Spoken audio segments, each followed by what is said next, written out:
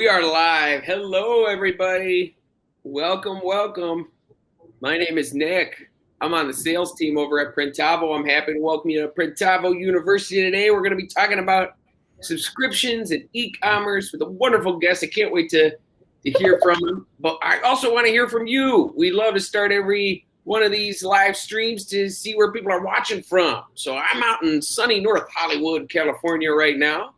I'd love for folks to pop in the chat. Where are you watching from? Where are you from? What's it like over there? Yeah, there you go, Debbie. Thanks. Debbie's in Iowa. What's up, Debbie? And then we got Luke in Chicago, and Beth in Texas, and Robert, North Carolina, and Sarah also in Oklahoma. That's going to be a theme today. But as always, with me we have my wonderful co-host. He's on our customer success team. It's Matt Markow. What's up, Matt? Hey, what's going on? Every week you got to rub it in that you're in Hollywood, jerk. Well, I'm in sunny Chicago. It actually is sunny today, and the weather's quite nice. Yeah, today is a great one. I'm super stoked for our guest. Not only is he a fantastic human being that is just a ball of energy and joy everywhere that I've seen him, but he's an inspiration when it comes to honestly just getting shit done. And so we're talking to him today about subscription-based services, the model that he's made, as well as kind of just general e-commerce questions. And we actually had a fun change that was his idea. I won't even take the credit. His idea. And at the end of this call, the last like 15, 20 minutes of this hour, we're going to do a Shark Tank style idea where you can pitch any idea. Maybe you had an idea like, I wonder if that would work. Well, we've got an expert here that can kind of help poke holes into it and tell you like, no, that won't work. Here's why. Or, oh, that's actually a good idea. Go for it. And to sweeten that pot a little bit and get some more interaction, we're actually going to email a $100 Amazon gift card to the best idea that gets brought in today. So definitely want to get your insight, getting ideas sent out, and we'll chat with them. We'll bring you in. You can either just drop it in the chat and we can talk about it, or we can actually bring you in to talk to us live too. So before I actually introduce Justin, I want to point out the chat's a great place to have conversation. If you have questions you want me to actually ask Justin, do me a favor, click the areas of questions, drop those in there. At the appropriate time, I'll be sure to reference who you are and read the question, and we'll make sure to attack that live on the air. So without any further ado, I want to introduce the man, the legend, Justin Lawrence. What's up, Justin? How you doing today, man?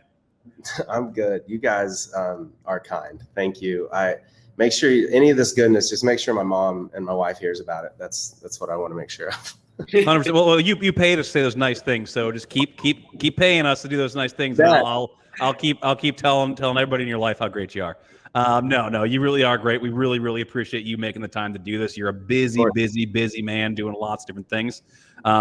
So without any further ado, though, let's let you take it away. Tell us a little bit about who you are for those who don't know who you are, which you can't imagine there's many here, but those who don't know, let us know, and tell us a little bit about Oklahoma Shirt Company. Yeah, my name's Justin. I live in Oklahoma City, America, and I get to work at this place called Oklahoma Shirt Company. I started this business in my garage 8 years ago, and it just grew, and I kept getting blessed with good people, and I just kept saying yes and taking, as most of us do as print hustlers, take whatever money that you make and put it right back into the business, and I'm still doing that. Today, we're the largest screen printer in Oklahoma. We employ today 56 Oklahomans. We just got our 7th automatic press, opened another store in Eufaula, and just not stressed, only blessed. Man, I love it. What a good tagline. I got to remember that. Not stressed, only blessed. And honestly, you're one of the few people that I think that actually lives that. I see a lot of people like on Instagram like, oh yeah, all good. And then you talk to them, you're like, oh, it's awful. You're one of the few people that every time I've run into you, you've got that just joy just shining through you. So it's always fun to get a chat with you. Awesome. Thanks. And also 7 autos. I don't think I realized that you had grown that large. That's amazing. It's a lot. We keep running out of, I want to keep serving Oklahoma. We do a little bit of contract printing, wholesale printing, but mostly it's just, what does Oklahoma need? And we're trying to serve this place well. And the magic is in our art department and our customer care team and production. So when you have the talent that we've been able to attract and retain, it makes it a lot easier because I'm not I mean, I'm certainly afraid of risk. I love rolling the dice, but when you have so much opportunity, it's just, some people call it blue ocean, some people call it blue sky.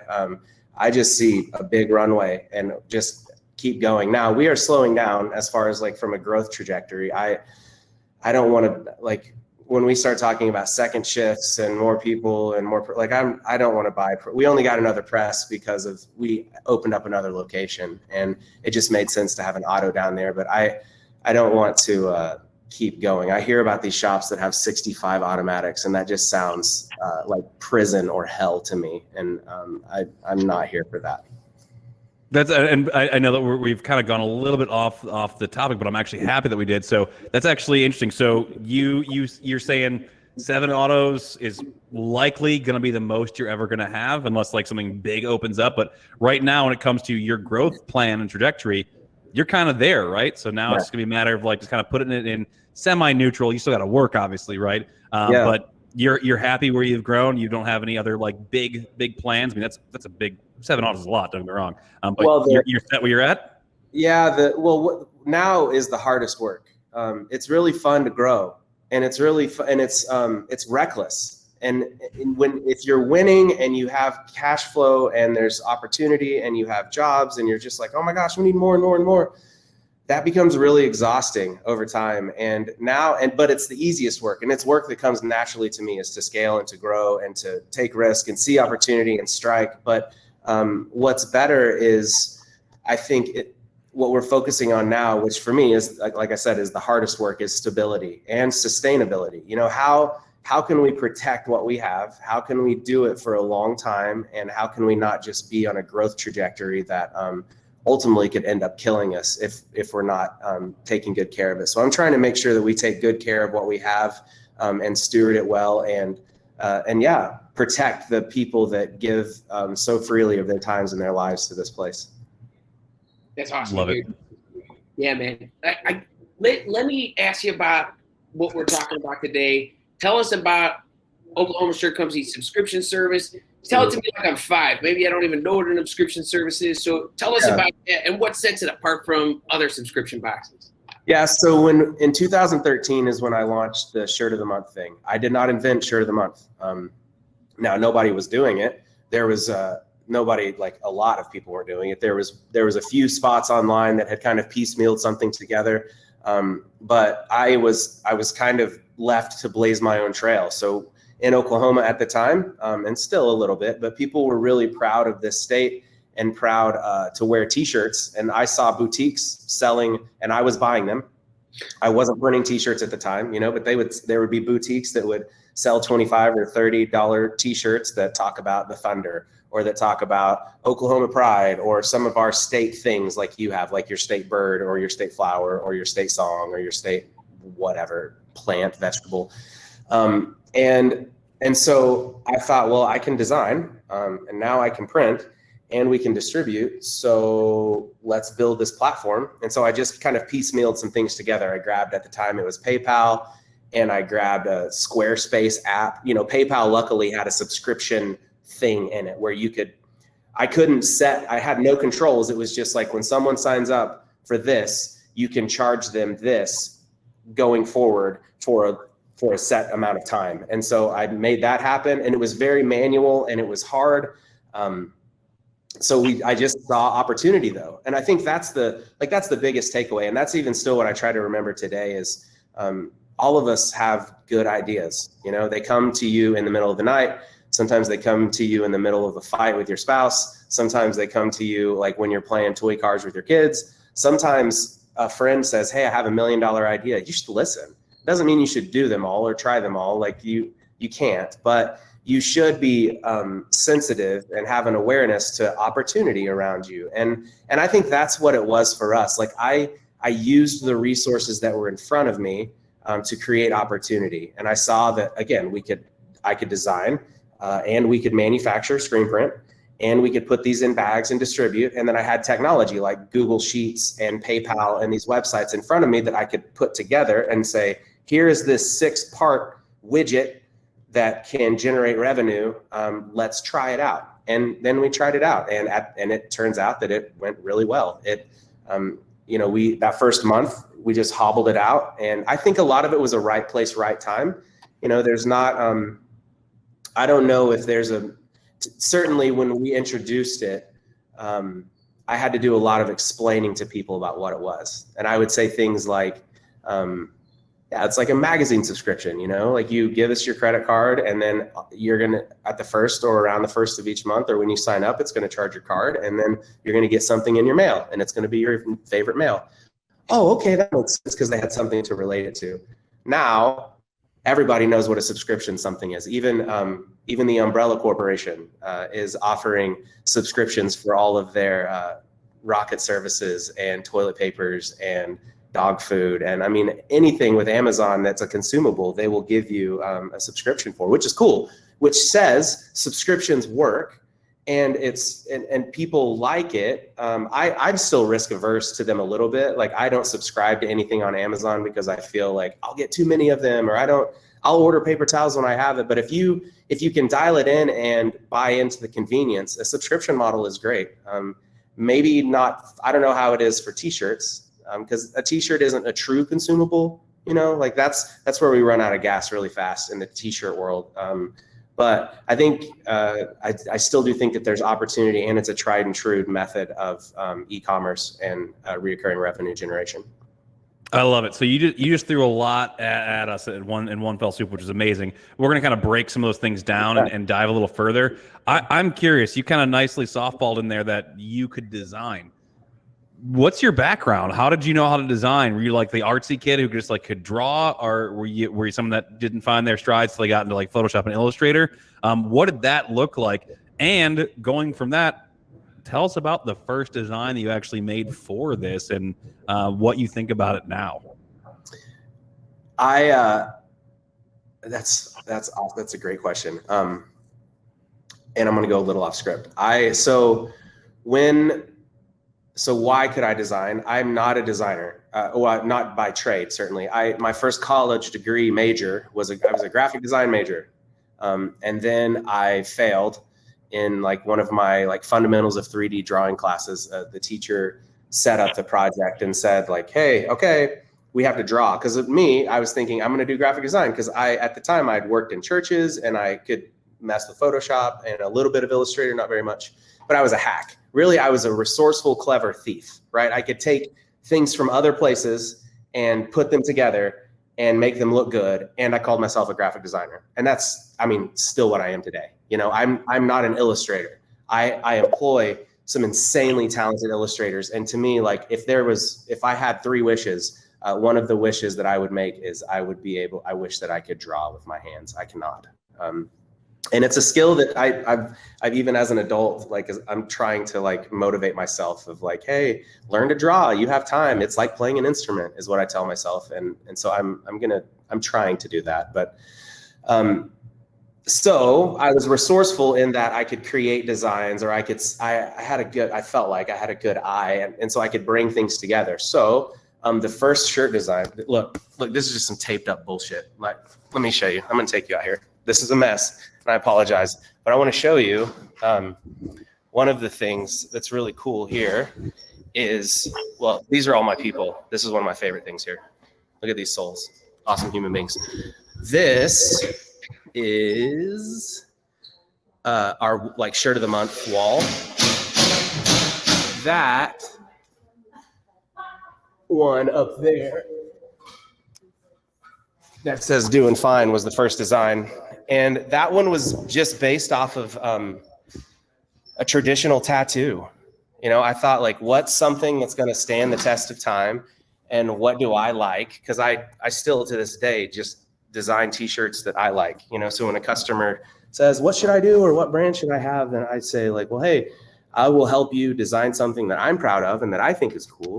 And if I think it's cool, then hopefully you'll think it's cool. And if you don't think it's cool, then you can go find somebody else to make your shirts that can make you something cool. So it was just to say, I knew like, I didn't project at the time. I didn't know what this thing was going to be. I had no vision about like creating this thing. It was just opportunity, which I think is paralyzing at times, right? If you try to think through like, okay, if I'm going to launch this thing and we're going to have 15,000 subscriptions at some point, what kind of infrastructure do I have to build right now? And it would have been paralyzing, and I never would have got off the ground because I would have tried to build this rocket ship on phase 1 that would take a human to the moon and back. And I'm still trying to build that rocket ship. I don't know what that looks like. And so I just said, like, well, let's just go for it. And it is the most sold shirt that we've had. We've had over 50,000 people subscribe. Not at once, but just as like the span of time. And so there are 50,000 Oklahomans that claim Oklahoma somehow that have that shirt, and we haven't changed it. And I'm really proud of that. And I think part of that is because I set out, like, it was really vanilla ice cream. It's a black shirt. Everybody loves a black shirt. It's got the state of Oklahoma. Yeah. And it just has a script flag on it that just says "doing fine," and that comes from one of the Oklahoma songs. "You're doing fine, Oklahoma, Oklahoma." So it just was this simple, again, vanilla ice cream, something that everybody would appreciate, something that wasn't like a school team color or the Thunder or OU or OSU or whatever sports teams, and it has stood the test of time. And there's been, thoughts of like, oh, we should change the intro shirt. And then we kind of look back and we're like, nah, we don't need to do that. And so I love it today. When I still see invoices come through and it's reprints of the intro shirt, reprints. There's still people subscribing. There's still people that get the shirt, and it's awesome. So that was kind of the first shirt. And that's what started it off. And we still use it today. That's awesome. So there's a couple of key points. First of all, thank you for taking us on that quick little tour. I've not had the pleasure of getting to see your shop in person yet. I'm hoping for that. Just getting to see that was awesome. So people are already thinking it's a great vibe. I do want to interject that Stephen Farrig asked if he's going to be able to see you with your shirt off today. We told him if he wins the gift card, maybe. But I want to point out something you said. You said that you had a better way of saying it, but you said that you were like a thrifty thief or something, right? When it comes to being a designer. Yeah. Picasso famously said, "Good artists borrow, great artists steal." Right? I mean, you look back at Picasso, most of his stuff was taken from a lot of African culture paintings that weren't really his, but he's known for them, right? So I think it's important to know, like, look, you don't have to be a phenomenal illustrator. I can't draw to save my life. I've got friends that can do it. I can draw what they take 10 minutes to do, take me 10 hours, and still doesn't look nearly as good. But I don't let that stop me. Justin didn't let that stop him. Don't let that stop you, right? Put together what you like, makes you happy. Don't try to shoot for somebody else's appeal because it's not going to work. So I think that's already a hidden, like, really big point one to even something like this, a subscription-based model or an e-commerce model. If you're not going to be willing to buy it and wear it, don't act like somebody else is going to either. And if you would buy it and wear it, who cares if nobody else decides they don't want to? You learn from that, you go to the next one, right? But you have to be proud in what you're actually creating and that you would actually want to wear that and that you can recognize it. Otherwise, if you sell them to someone you don't know, a niche that you're not a part of, or design something that you wouldn't even wear, you're not going to believe in that product or the service you're trying to sell either. So those are some really vital things that you kind of threw in there that I wanted to make sure we pointed out. Yeah, absolutely. So I'm wondering, Justin, you started it in 2012. Now we're 9 years past that. What's changed since? How has the subscription model changed since? You also mentioned that there's been people who've come in, come back. Tell us about what's happened since you started it and how you kept that momentum going. Sure. The hardest thing, I think, is, and I'm learning this in life, is with anything, is consistency. All of us, most of the people that are watching right now, or will watch, you have the resources, the same resources that I did. You have a print shop, or you have even an ability to make a t-shirt. You probably even have the ability to get art. You probably have the ability to respond to emails. And even now you can go to things like the future right now. Like now there's platforms that allow us to do this much easier. You have all of those things at your disposal. But the hardest thing is it's often like going to the gym. We've probably all had gym memberships that we had big ideas about using and probably used them hard for maybe the first 30, 60 days. And then found ourselves after that, like, oh, damn, like, should probably go to the gym. Nah, it's fine. It's only $15 a month. It's not a big deal. Oh, there's a nasty clause to get out of it. I'll go one day. It's the consistency. And what I think the scary thing that happened was I realized early on that when you make shirts for people, first of all, it's a really intimate thing. I tell this to the people that I get to work with. Like it's a really special thing that there's not very many things in this world. It's like the food industry is a really intimate product. You get to make something that a person then consumes and puts inside of their body. And it's something that people like protect more than anything and get really worked up about. And t-shirts are the same thing. Like it gets after, if you've printed 100 or 500 or 5,000 shirts, it just gets mindless, and you just go, and I just want to get through this. I want to get through my break. But I encourage them to just stop and think, like, this shirt that you're making, one, could be someone's next favorite t-shirt. Two, it could also be like, it is likely the person who organized it, the most important thing that's going on in their life, their church, their school, their business, their nonprofit, the cancer walk shirts that they're making to raise money for their sister or whomever, there's an enormous amount of humanity in a t-shirt. And so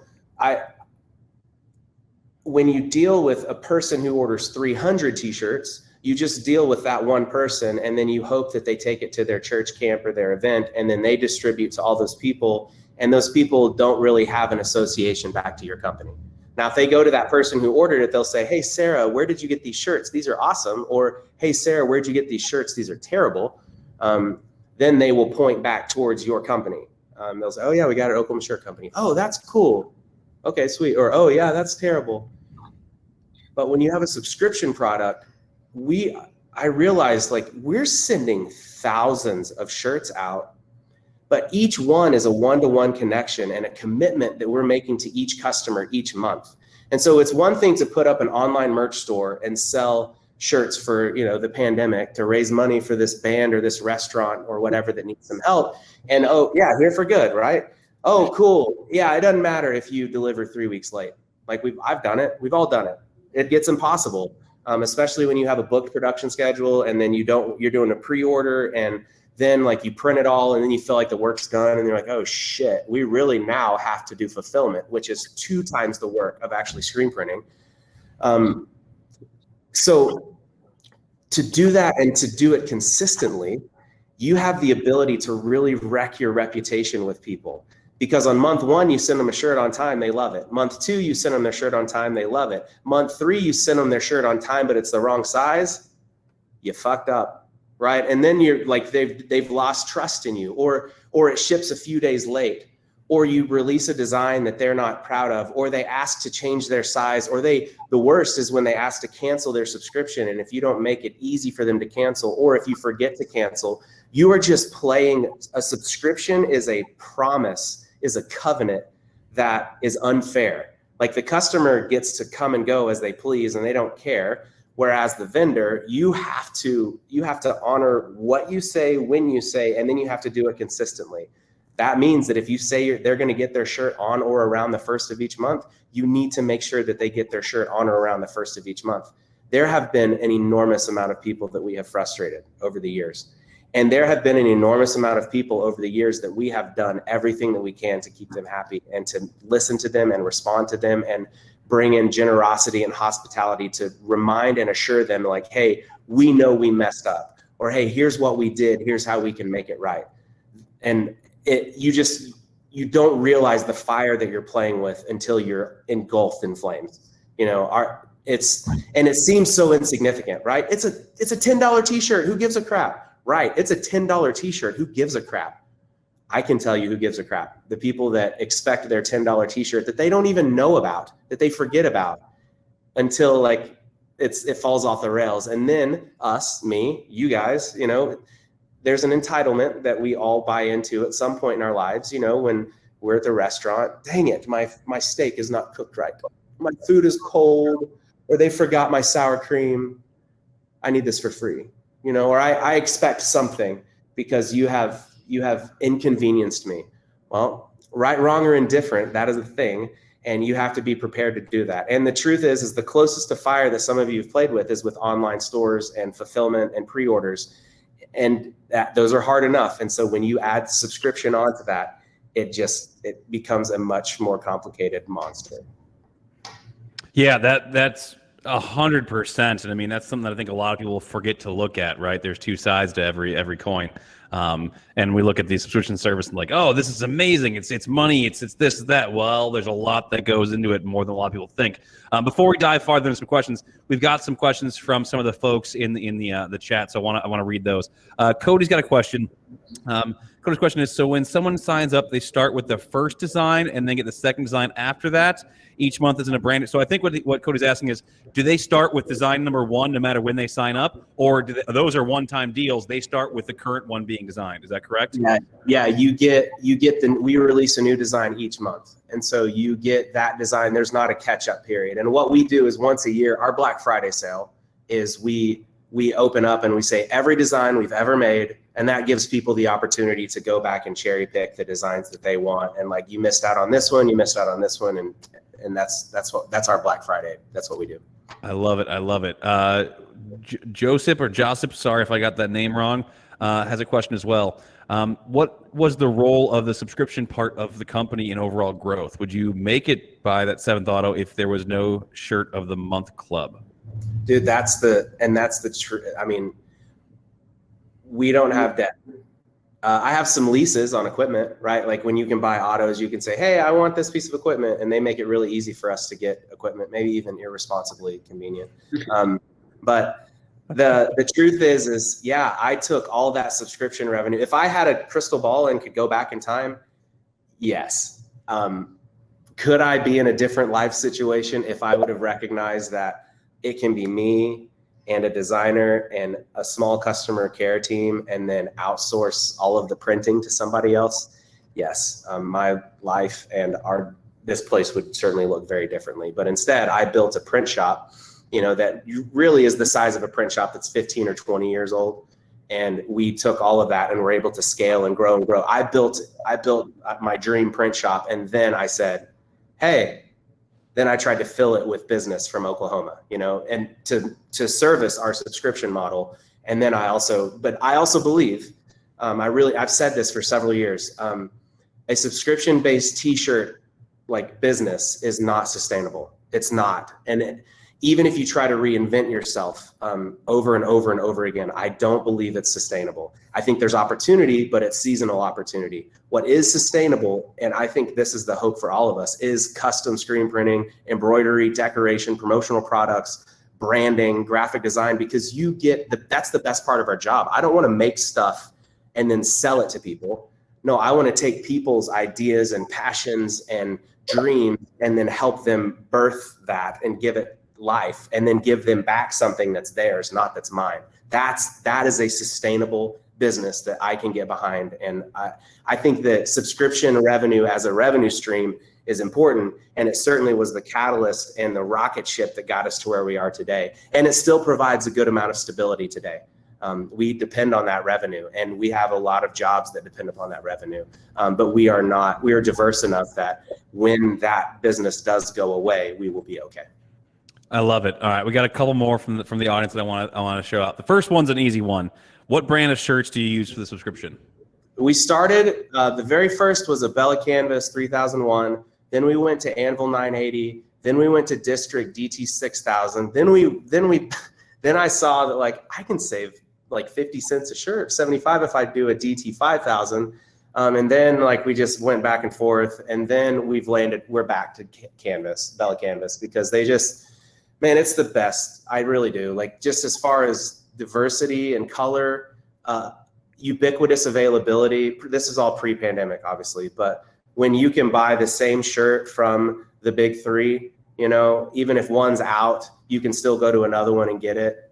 It has allowed us to leverage our relationships with Sanmar, Alpha Broder, and SS Activewear with like, hey, who's gonna give us our best deal? I think that has been a good shirt for us. And that's certainly, we call it our house wine. That's the shirt that we sell the most of.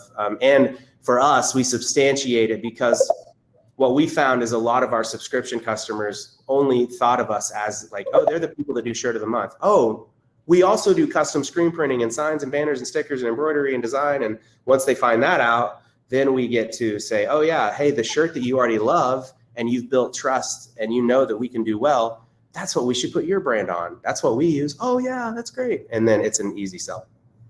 Love it. And damn good shirt. Another question we've got here is how do you measure the return of investment on your marketing strategy on new subscribers that you get? Jenna, I have no idea. I have no idea. That's a good answer. If you honestly don't, if you know that, like, look, I know I'm making money with it. I know it's helping to move the ball forward. That's an okay answer. I actually like when shop owners be like, look, maybe I should do that. I don't know. All I know is it's going well. That's a real answer. There's some things that we do that are reckless. You know, I send people their shirt before they pay us, and we get burned every month. You know, because I want people to get their shirt on or around the first of each month, and that means we charge people's card on the first of each month. But if we charge people's card on the first and then ship them their shirts, they wouldn't get their stuff until the 6th, 7th, 8th. And so we ship blind, and we ship without getting their money, and then we hope that people do the right thing and come back, and you know, they get the email notifications and all the dunning and all the stuff, like. And then if they don't respond or if they ghost us, then we just cancel their subscription, and that's the end of it. And that's a risk that we take. And it's, at the end of the day, I value the relationship and the marketing over, you know, one $10 or $15 t-shirt. And if someone's gonna, you can steal one shirt from us and it's fine. We'll be all right. But after that, we're done. Yeah. Another question from someone named Aaron Lawrence, wondering if you're going to be home by dinner tonight. I had to let Aaron know, not likely, because I'm trying to kidnap you as we speak. So sorry. But we had a great question from Scott that actually is perfect, because also, what's up, Scott? Thanks for coming in. There's actually our next question that we had too, so I'm going to go right into it. What's the biggest mistake you made with this model? Truthfully, it's probably the fact that, like, personally, I haven't reinvented it. You know, it was working, and I just let it be.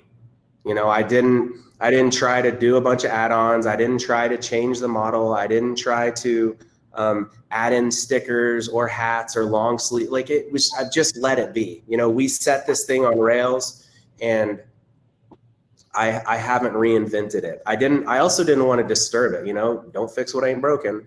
That's true, but you could also improve upon something that's working well. And so I haven't improved a lot upon it. And hindsight, I would look back, and I think there's probably some things that we could have done differently. There hasn't been a big mistake as, like, you know, my biggest fear is one day there's a big, like, cell shift in our database, you know, where, like, here's all the addresses and here's all the sizes, and they shift by one. You know, we've all ordered the small, medium, large, extra large, 2XL, and accidentally shifted every cell to the right because you have an extra small category in there. And then you realize, like, I was supposed to get 6 mediums, but I got 12 mediums. And you're like, oh crap. Like, I know what happened. That's been my biggest fear, but that hasn't happened. I think that we've delivered late.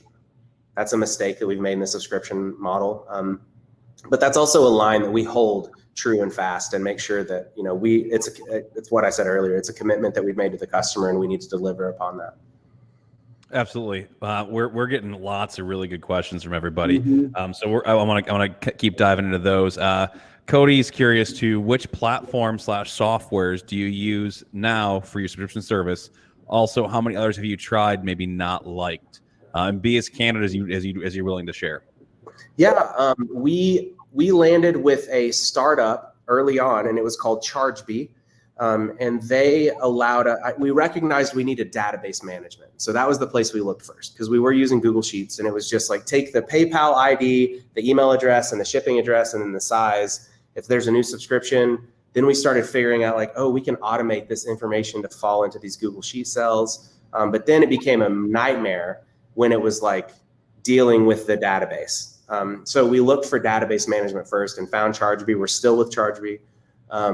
We realized quickly we needed to get out of PayPal, just because PayPal doesn't really care, and it's okay. PayPal doesn't really care about small business very much, meaning that they protect the customer first, which is good, but that advances PayPal's business model, not our business model. So we didn't have nearly the controls with payment and IDs and the things that we needed to do with people's credit cards. So then we discovered Stripe, and Stripe was the platform that really, you know, gave us everything that we needed. And then once they took the customer's credit card number and converted it to this token that we could do essentially whatever we wanted to with. That opened up the gates for, oh yeah, now we had this thing for a little while on Facebook. We would post shirts and people could just leave a comment that would say charge and ship. And then we had a customer service person that would go through Facebook, and if Sally Johnson said charge and ship, we would then go back to the database and we'd create an order for Sally Johnson, and we'd ship her that shirt, like just effortless shirt buying. So now we've landed our website, and our e-commerce is built on Shopify. And then inside of Shopify, inside of Shopify, we have ChargeBee, who is our subscription management platform. They live inside of Shopify. And then inside of ChargeBee is Stripe, the credit card processing. So that's kind of our like triple stack to make the subscription thing work for us. There are more convenient methods now. Now you can go to Shopify and you can click-clack and you can get an app. And there's an app that will integrate right into Shopify. We've opened several different subscription products over the years, and we've tried out a few of the different platforms. And one of them, called Recharge, is one that we used probably the most, and it was really the quickest, like plug and play. So if you're going to go try to do a subscription product, I would encourage you to go to Shopify and probably check out Recharge. I'm sure there's even a new app that I'm not even aware of. But just something it's quick and down and dirty, that lets you stay nimble and agile and get it off the ground. Thank you for all that. I've got a question that is not from the audience, but I'm just curious about early on, especially before you were able to work with such great designers like you have part of the family you got there now. Did you ever find yourself having to like force an idea, force a design? You're like, well, shit, I just got to get something together. And what did that feel like? And how did you pick yourself up when you knew you had to get something, you forced it, and the response was, this sucks? I'm sure that had to happen at least once, right? What did that feel like? What did you do? How do you pick yourself up from that puddle that you turn yourself into when that happens? Yeah, it was, I used to turn into a mess because and my wife, if she's listening, could attest to this. I would real stress, I have to come up with a shirt design. I have all these people that are wondering, what are they going to get? I don't have any idea what I'm going to do. And so I would toll, and I would come up with something, and I would hate it or I would love it. Sometimes they would come really easy. Sometimes they wouldn't. And I haven't had a design so for like the first 4.5, probably 5 years, I was really, really involved personally with either doing the design myself or art directing or working alongside with a designer saying, this is exactly what it needs to be. As my business grew, my energies needed to be spent on other things. And so part of scaling was I was able to bring people in that could then help. And it was awesome when I could turn over the shirt of the month design to the beginnings of this neophyte art department. And they started doing it. And the truth is they got better because I wasn't doing it. Now, they were different, but it was okay. I was something I had to let go of. I was like, this doesn't live or die by me. The idea is it's got to be Oklahoma themed. It's got to point back to Oklahoma, and it probably shouldn't be OU or OSU themed because people in Oklahoma get really upset about their college football. And so I just turned it over, and then I did what I did preserve and protect was I would tell them, because you have to backfill, right? That's how you program out this whole thing and do it consistently. Like, when does the customer want their shirt? Okay. 3 days before that, we have to ship it. Okay. 2 weeks, we need a week before that to do fulfillment. Okay. Then we need 3 to 4 days before that to do production. Okay. So then we need 3 days before that to take a photo so that we could do a mock-up and take pictures and create digital assets. Okay.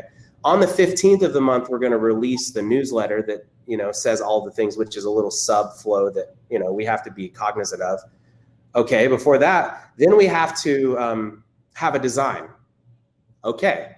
Well, y'all have to come up with a design with enough time so that if I don't like it, we can go back to the drawing boards and you can start over. And so don't put me in an impossible situation where it's the day before the newsletter has to drop and I don't like the art because I turn into a troll and I just like, well, I'm sorry, this sucks. And it's not my fault now that I don't like it. This is part of curation. you have to. So the sustainable thing is to have art by this time. So strong deadlines. And yes, there has been times, probably now it's probably once a year. It used to be about 3 times a year where I just flat out see a shirt and I say, nah, we're not doing that. And then it kind of puts everybody in a bit of a tailspin and people's feathers get a little ruffled, and I don't care. I mean, it's fine, but I'm not going to let them make a shirt that I'm not proud of, at least. And again, I let that go, and I don't do it to make an example. And I try to not be too opinionated, but I do want to protect the original idea. And I also look for things that, that anatomically won't complement somebody very well, or that puts this, waving wheat in an interesting position, or because the truth is we've identified what our target demographic is, and I want to make sure that we stick true to that and serve them well. Absolutely. Well, before we jump into this next question, because I know that people are going to need a little lead time, we want to hear from all 70 people watching. What are you guys thinking about in e-commerce? We want you to pitch it. And remember, if we like it, we're going to pick the one we like the best, and we're going to send you 100 big ones, whole bill, to Amazon.com. So think about that. But it leads right into this question, Justin. If you were going to start an e-commerce venture like the one you've been telling us about today, how do you get started? What do you do first? How do you actually, get things moving and get the gears cranking? You got to do it. You got to do the hard work. You got to get up off the ground and do it. And you got to take a risk. I will say, if you're going to do a shirt of the month thing, you need to define what success looks like for you. And if that's 100 subscriptions, or if that's 5, or if that's 5,000, you need to define first what success looks like, because you'll never be satisfied if you don't. Something will catch fire sometimes, but you need to define what winning looks like, because if you launch a subscription-based product, my recommendation, you can't launch it and after 2 months cancel it, because you lose trust and you look like you don't have your crap together. And so you have to commit to yourself and those customers if you're going to do it like 6 months or 12 months or 18 months, because you also have to give something time to catch. We live in a drop society, and we live in a YouTube celebrity society where someone can become famous overnight, or someone can make $1 billion with some options, YOLO bet off of the stock market. And you see this, and it's a lie. People do get lucky. People get lucky, and people are even strategic about their luck, but you have to give things opportunity to live and die. And if you kill something prematurely, you'll miss it. And if you kill something prematurely, even if it should be killed, you are still doing damage. So you just need to be considerate of what you're doing before you start it, because you can't do more damage to your brand than you are aware of what you can do. It's a really good point, and what I'm taking away from it is that we should YOLO on options expiring Friday. So that's the first way to start, folks. Look for AMC. That's a good one. That one's been taking me for a roller coaster. So everybody, just a heads up. So I'm going to keep going through questions until anybody says, "Hey, I've got a pitch." When you say you got a pitch, either in the questions or the comments, we'll be able to invite you in, and you can actually talk to us. If you don't feel comfortable doing that, say I got a pitch and type your pitch out for us, and we'll read it out loud and poke holes and do it too. So everybody that's watching, all 7 of you, go ahead and give us your best pitch. Either let us know, hey, I got a pitch, we'll bring you in, or type your pitch out and we'll read that out. While we're waiting for those to aggregate for a minute, I want to come back into some questions. So one question is from Sarah Power. Do you usually stick to one color / one placement, or do you alternate? That's a good question, right? So if you're having multiple locations, there's more assets to create. You're also going to increase the time in which you have to produce. So do you stick to one location, and do you try to always stick to a certain color count? Yeah, that was a temptation that we fought early on. It came down to what can we do and still maintain the contract or the covenant that we have with the customer. And it used to be color counts. It's really whatever that rate limiting step is, that bottleneck in your shop. For us, it used to be color counts. And then it was like, oh man, we used to do the sleeves or the backs, and then the front, because I wanted every shirt to say Oklahoma Shirt Company on it. Why not? Well, and then customers started telling us that they felt like walking billboards. And so we stopped doing that. and it made our jobs easier. So we don't, if I were to do an ultra premium subscription today, you bet, hem tags, private label, sleeve, multiple locations, like the shirt I got from you, Matt. Even Matt's shirt even has like underneath the hem, they put a transfer and they screen print right here. And I loved it. Those are Easter eggs in shirts, but those, if you have to make 1,000 of those, that's not practical. Unless you have a large team. So I would say start small, don't overcommit, because you can always turn up the volume. But once you turn it up and customers get used to like stickers and, keychains and patches and multiple things, when you start bringing it back and you don't lower their cost, or God forbid, you want to raise the cost, then that's a real thing right now. Like, we need to raise the price of our subscription, and I probably won't do it because of how many people likely would cancel their subscription by us raising our prices. Now, that's fear-based. We did have one price increase, probably 4 years ago, but we haven't done it since, because it is a beehive. And if you shake a beehive, you will get stung. You just have to decide how bad it's going to be. And so you can always, I would under promise and over deliver on your subscriptions, at least while you're getting it off the ground, Yeah, love it. So far all you've gotten in when it comes to a shirt of the month is Tom had an idea for a cat shirt of the month. I think he might have been joking, but there might be something behind that. What are your thoughts on a cat shirt of the month, Justin? I'm a cat person. I have a tattoo of my cat. His name is Tyrion. He's a Munchkin cat. If it's shirts for cats, I'm probably in. All right, well, hang on. Let's pause it. Tom's actually willing to come on in, so let's bring Tom in. All right, Tom, I'm inviting you to participate right now. Come on in and pitch this bad boy up. I love it. Did you say your cat's name's Tyrion, by the way? That's amazing. My cat's name is Lucifer. Lucy for short. He probably comes by it, honestly. Yeah. It's also the name of the cat from Cinderella, which is where it actually came from. If you go back and watch Cinderella, the cat's name's Lucifer. Welcome, Tom. Thanks so much. If you have your webcam to turn on, that'd be great. But otherwise, say a few things. Let's see if we can hear you okay. Hey, what's up? First time on the internet here, so I'm trying to figure out how to use a camera. You're good. As long as we can hear you, that's all that matters. Don't worry too much. First time caller, long time listener, Tom. Yeah.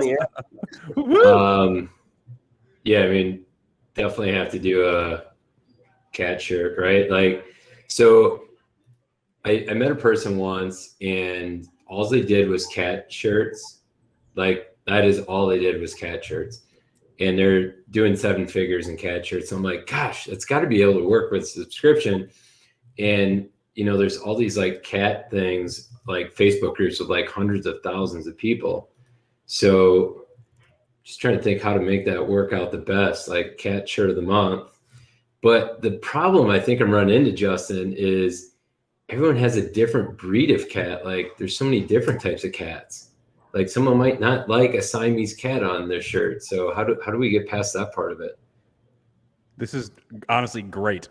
Justin, take it away. I love you, Tom.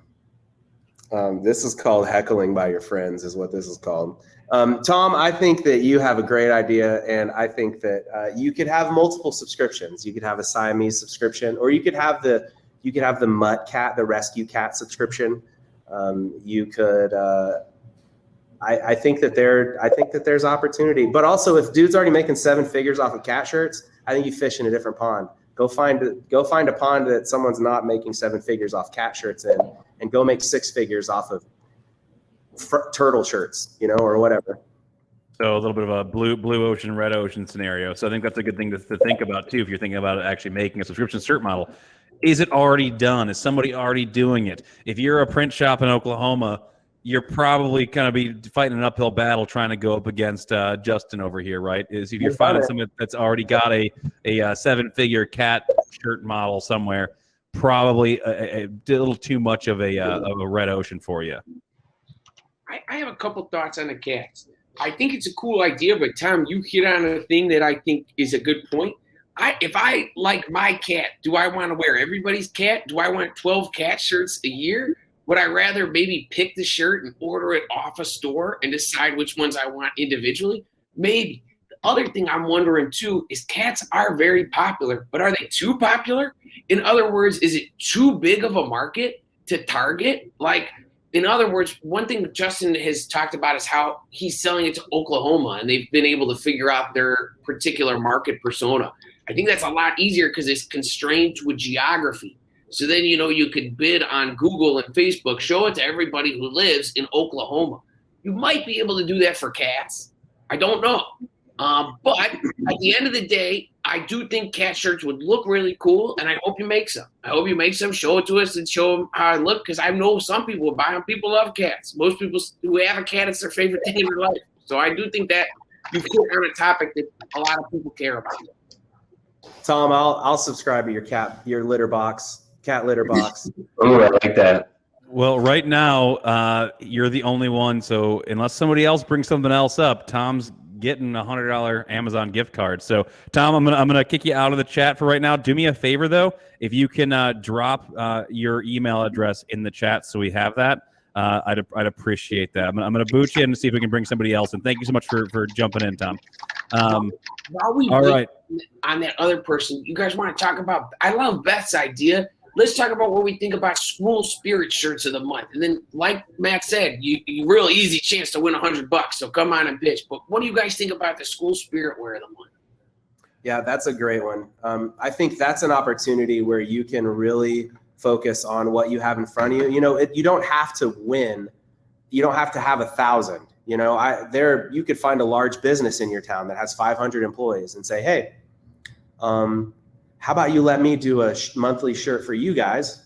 We do it here at Osco. Like we do it. We responded to a need. People here, we would get new employees or we'd have turnover and they would want company apparel. And I just said, forget it. Let's do a shirt of the month. And Tess, I know you're watching. Tess, bring me our internal shirt of the month if you have one. I would love to show them. We just gave it out today. It's actually this right here. And it's just like cultural. Yeah, Andrea's look at y'all. Look, people, all of these people watching are us. Here's Andrea. Look, so our internal shirt of the month, we did this Osco Mania, and she cut it for herself. But it's just a ripoff of Hulkmania. And then on the back, we put a screen printer, or a little luchador screen printer on there, one of our artists made. And we just responded to a need, of people that we had people that wanted shirts and we had the infrastructure to do it. So yeah, look at your nonprofit. All these big businesses, they often allow people to run in 5Ks or they do philanthropic things each month. And so you could make a pitch. I've wanted to do this. This is a freebie. You can make a pitch to the business and say, hey, put us on rails. Let us know what your company theme is, what your core values are. And we can design a cool shirt, and all of your employees, our promise to you is we'll deliver a box of shirts. We just need your sizes and employees, and you could deliver 2, 3, 4, 500 shirts to that business on the first or around it of each month. And it helps their culture, Does it have to be monthly? Have you ever talked to somebody and said like, hey, maybe do a quarterly where like you get 4 shirts a year? Do you find that actually still brings value? I think so. It's not me doing that sales. I don't have the salesperson to go do that. Right. It's an idea that somebody could strike on. And I think that's a real opportunity. So I got another one that I wanted to bring up. It's actually from one of Printavo's own, so she's not in the running to win the money. Sorry, Mary. But I'm going to ask this because I think you actually know somebody who might have already done this. So Mary said monthly mom and kids matching T-shirts. Yeah. So there's a gal that worked with us, and she helped me build this place. Her name's Kaya, and she's awesome. And she saw opportunity with her friend, her partner was a bit of an influencer in the mommy and kids space, and they saw opportunity to, hey, what if we think this would work there? And they did it, and they're killing it. And their business is Minnie and Mine. You should check it out. But I do think that's a good opportunity of seeing like, hey, here's something that's offered, or here's an opportunity, and you get a new opportunity each time someone has a new kid. My first real business I was a wedding DJ. We did videography and photography. And the truth was there were 13,000 weddings a year in the state of Oklahoma. And each year there were 13,000 new people. And so there wasn't a lot of repeat business, but there was just a fresh turnover. So even think about like Stephen Farrig has this dialed in with Campus Inc., even from a recruitment standpoint. Now you have a turnover standpoint, which is hard, but he has, thousands of new freshmen each year, and you do in your towns or in your state that you can. So just think about, businesses or schools or opportunities where there's lots of turnover and interchange of people. Usually there's probably a t-shirt or an opportunity next to that you could be involved in. Awesome. So we got 5 minutes I want to get through. We got another one I want to get into real quick. Amy G. And Amy, I'm going to ask if you can put your email in just in case we decide to pick you, that I can send you your gift. So here's Amy's pitch. Cred shirt of the month. Each month you receive a shirt with a movie quote or inside joke based on a cult classic or obscure pop culture reference that will make you look cooler than you actually are. Instant hipster points. I love it. What are your thoughts there? I think it's great. One of the biggest limiting things that we had here was I'm thankful for it, but I wish we hadn't done an Oklahoma shirt of the month, because that's a very niche market, and having something that transverses Oklahoma like that, if there was a shirt, look, I'm wearing a Back to the Future shirt right now that's just Chinese letters and it's a cool movie cover. But if you did something that, you have to watch out for copyright infringement, but I think you could be creative enough. I think that if I was going to pick one so far, that would be the one that I would do, or I would fund, or I would say, go do that, because that's a good idea. Amy, I need right now. You're winning, Amy. Sorry, Tom. Amy, I need your email address if I'm going to get that to you. So we got another one. We're going to squeeze this in while we can. Samuel, art submission shirt of the month club. First week of each month, customers can submit art. Second week of the month is voting. So that's kind of already been done with the threadless print model. So I think that might already be. My gut is that's already a very big red ocean. What's your gut on that, Justin? Yeah, I agree. And it's too diverse. I think you need a specific idea. You got to strike, and that's where Tom was on. That you have to strike at specificity, because that's where you're going to identify, pockets of people that you can get to buy from. Jason said tattoo of the month. We actually did. There's a shop right next door to us, and one of my best friends is a tattoo artist. We started a tattoo shirt of the month with him, where we took tattoo artist designs from all over the nation, and it didn't get off the ground. But I think that was more so of marketing with us than it was the product. That's a viable, but not I'll get a tattoo. I love tattoo, Jason. Awesome. So I'm just going to keep going through these for the next 2 minutes. I've got an incredible idea, being that I've got lots of artists here in Vegas. I thought about setting up a subscription featuring local artists to support them and bring their art to life on apparel. Thoughts there? That's good. I think that, again, it's a lot. It's specific to Vegas, but Vegas is so touristy. I don't know how many people identify with Vegas. Vegas is one of my favorite places in the world to go. But I don't really wear a lot of Vegas shirts. I see one on here for Andrea that says Zodiac shirt of the month with different styles for every month or year. That's brilliant. That's niche. That's, I even think that's a once a year subscription. I'm a Capricorn. 2 weeks before Capricorn season, I'm getting my shirt, and then I rock it, and everyone will know that I'm in season. I think that's a really good idea. Yeah, Awesome. I agree on that one. There's also, you could do tarot cards, you could do essential oils. There's a lot of visual stuff with that. I think that both Vegas and that idea both have a lot of visual elements, and those would probably help too. Yep. Got it. Awesome. Okay, so we're at the last minute. Tom, I got to say, I love that you keep pitching ideas. It's amazing.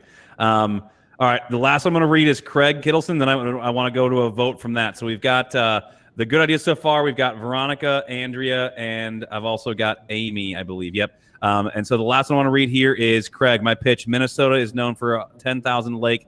Thinking about lake of the month. That seems like a pretty smart idea for that state. Yeah, it's smart for that state. I'm a lake person. Oklahoma has tons of lakes, but that's like maybe too specific. Lake people are hard lake people, and if you want to get 500 to 1,000, that's how we measure it. I think you can get 500 to 1,000 subscribers at best with a lake of the month shirt. All right, we're gonna call a winner right now. So we've got Amy, which had the let me go back to what her idea was. Hers was the inside joke or the cult classic, right? So we've got that, or we've got Andrea. Andrea's was Where'd it go? Zodiac shirt of the month was Andrea's.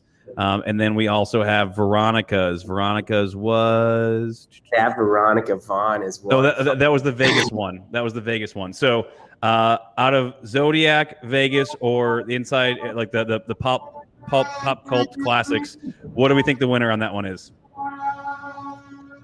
Justin? Man, I think Zodiac's really good. I'm not gonna vote for that one because it's my people and they're on here, and I don't think that would be fair. But I think that's a really good idea.